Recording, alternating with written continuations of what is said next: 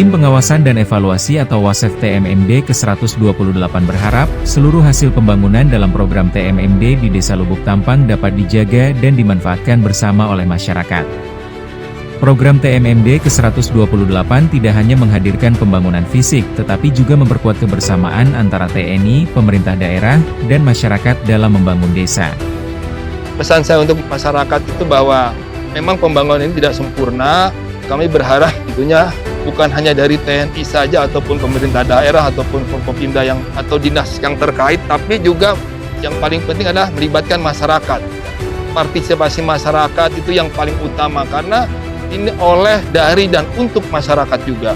Jadi kita sama-sama jaga, sama-sama pelihara apa yang sudah kita bangun, baik berupa bangunan ataupun penyuluhan yang dilaksanakan, tentunya dapat bermanfaat untuk menambah wawasan masyarakat, baik pendidikan, kesehatan, hukum, dan lain sebagainya.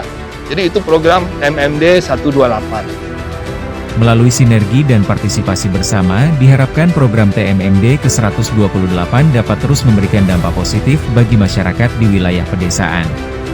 TMMD 128 Kabupaten Lahat. Menata Kota, membangun desa, gaspol!